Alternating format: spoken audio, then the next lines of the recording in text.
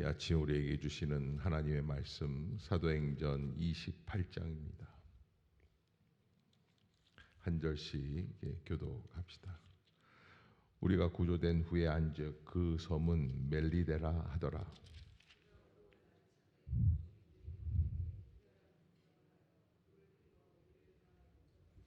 바울이 한 나무 한 묶음을 거두어 불에 넣으니 뜨거움으로 말미암아 독사가 나와 그 손을 물고 있는지라.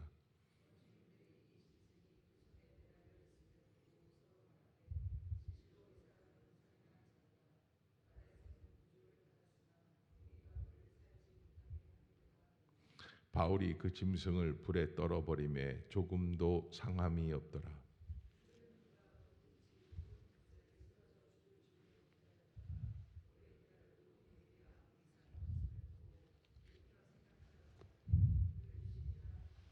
이 섬에서 가장 높은 사람 보블리오라 하는 이가 그 근처에 토지가 있는지라. 그가 우리를 영접하여 사흘이나 친절히 머물게 하더니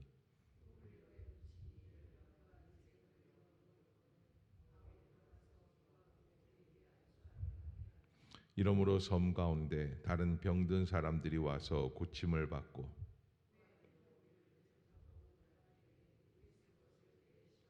석 달 후에 우리가 그 섬에서 겨울을 난 알렉산드리아 배를 타고 떠나니 그 배의 머리 장식은 디오스구로라.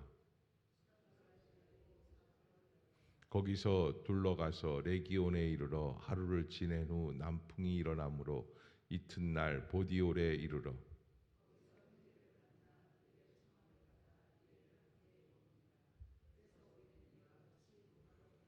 그곳 형제들이 우리 소식을 듣고 아비오 광장과 트레이스 타베르네까지 맞으러 오니 바울이 그들을 보고 하나님께 감사하고 담대한 마음을 얻으니라.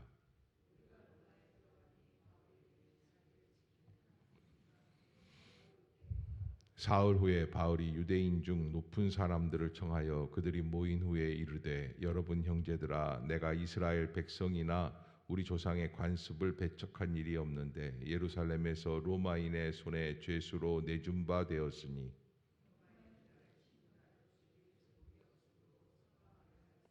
유대인들이 반대하기로 내가 마지못하여 가이사에게 상소함이요 내 민족을 고발하려는 것이 아니니라.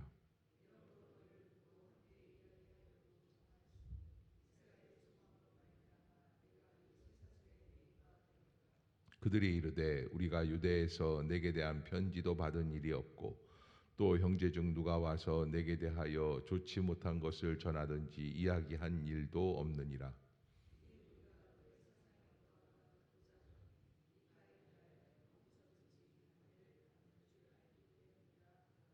그들이 날짜를 정하고 그가 유숙하는 집에 많이 오니 바울이 아침부터 저녁까지 강론하여 하나님의 나라를 증언하고 모세의 율법과 선지자의 말을 가지고 예수에 대하여 권하더라.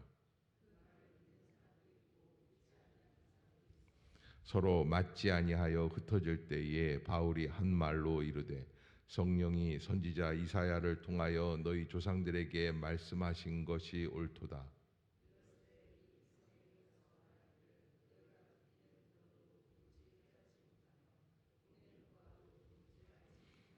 이 백성들의 마음이 우둔하여져서 그 귀로는 둔하게 듣고 그 눈은 감았으니 이는 눈으로 보고 귀로 듣고 마음으로 깨달아 돌아오면 내가 고쳐줄까 함이라 하였으니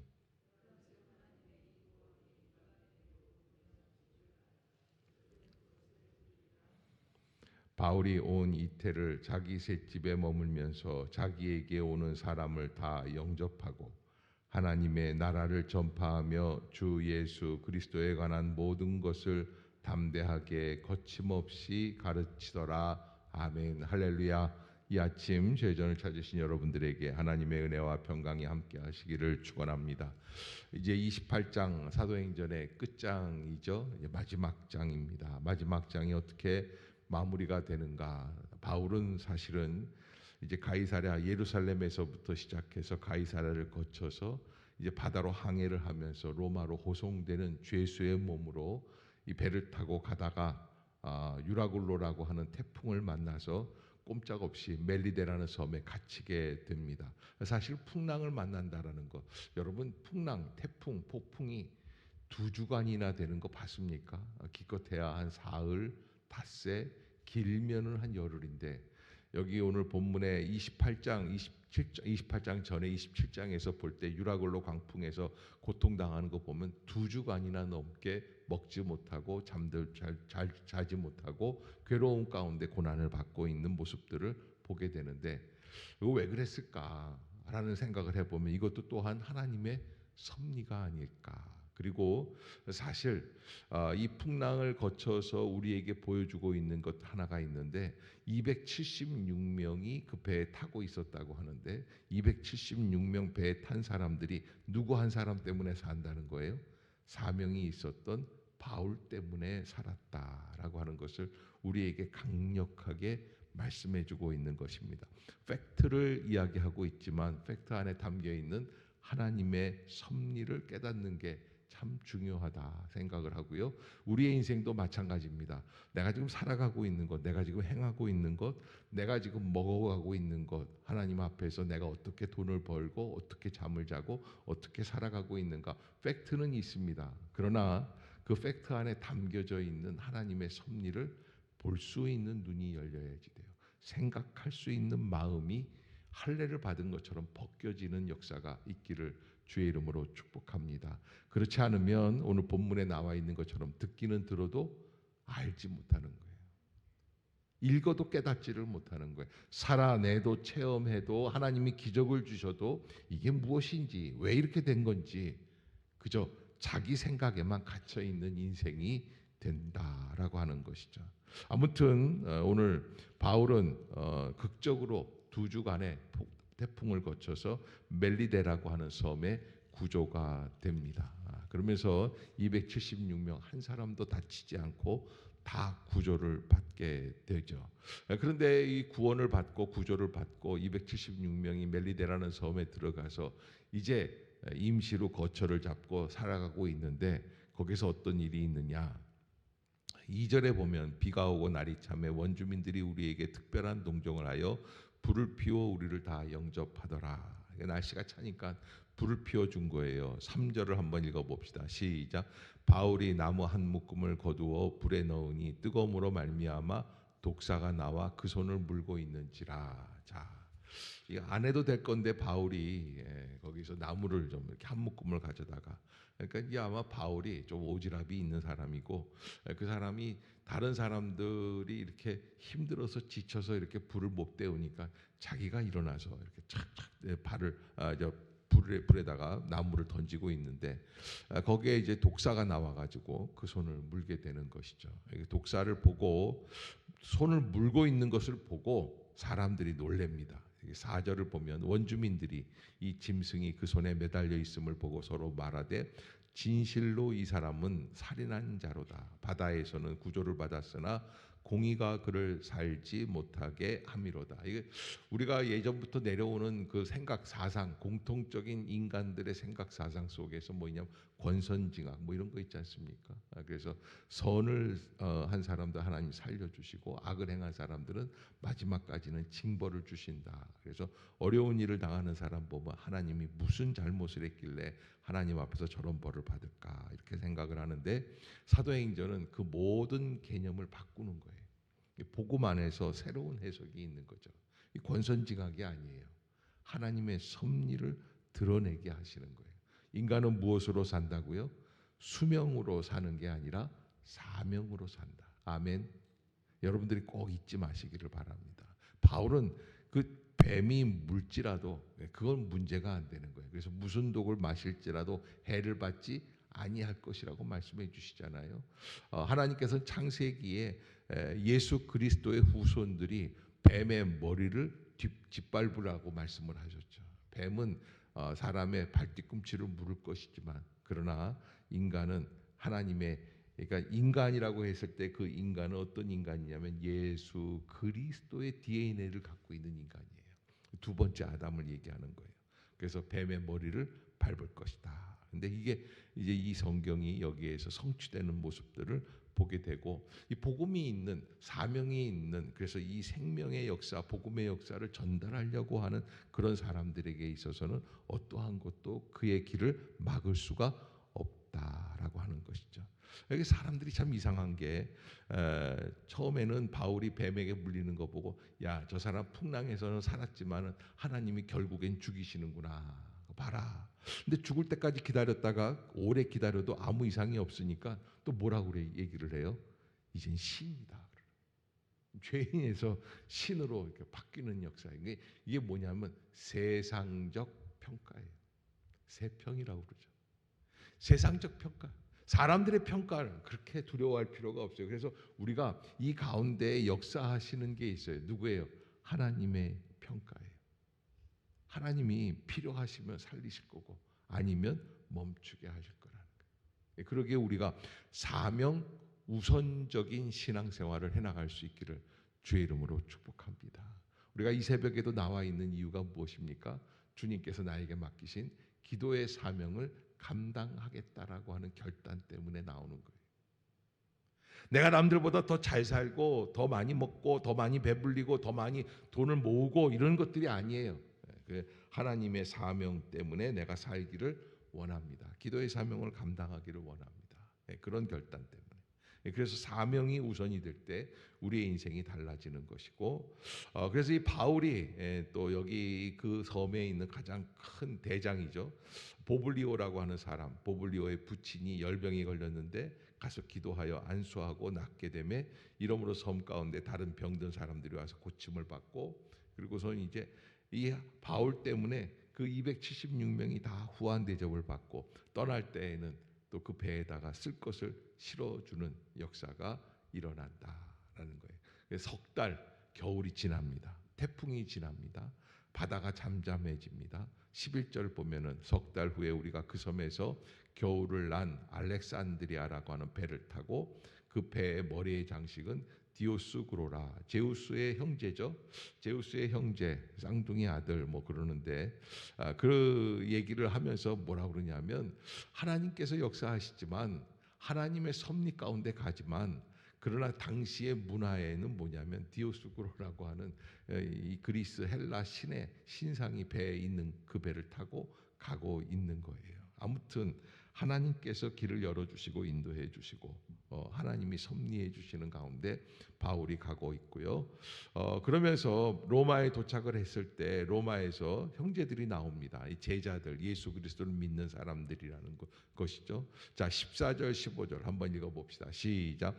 거기서 형제들을 만나 그들의 청함을 받아 이레를 함께 머무니라. 그래서 우리는 이와 같이 로마로 가니라. 그곳 형제들이 우리 소식을 듣고 아비오 광장과 트레이스 타베르네까지 맞으러 오니 바울이 그들을 보고 하나님께 감사하고 담대한 마음을 얻으니라. 아멘. 그래서 여러분, 우리도 아비오 광장을 한번 가봐야 되지 않겠어요? 가서 한번 그 광장에서 여기가 바울이 로마에 있는 믿음의 사람들과 만났던 자리구나라는 것을 한번 확인할 필요가 있어요. 거기서 결단을 다시, 사명을 다시 회복할 필요가 있는 거예요. 근데 여기서 중요한 거는 바울은 자기가 혼자라고 생각하고 선교를 하면서 복음을 증거하려고 세계 일주를 3번이나 하면서 3차 선교 여행까지 감당했어요. 내가 아니면 누가 이 복음을 증거할까? 그런데 이미 로마에도 예수 믿는 사람들이 있다 없다? 있다는 거예요. 로마의 교회가 있다는 거예요. 그러니까 하나님의 섭리가 너무나 크죠. AD 70년 로마군 티투 장군이죠. 로마 군사들이 예루살렘을 멸망시키고 또 그 전부터 예루살렘에서 박해가 일어나면서 예루살렘에 있던 교회에 있는 성도들이 전 세계로 흩어지기 시작을 하고, 전 세계로 흩어진 다음에는 그곳에서, 자기들이 있는 곳에서 무엇을 합니까? 복음을 증거하는 삶을 살아요. 그래서 바울은 혼자인 줄 알았는데 혼자가 아니더라라는 것이고요.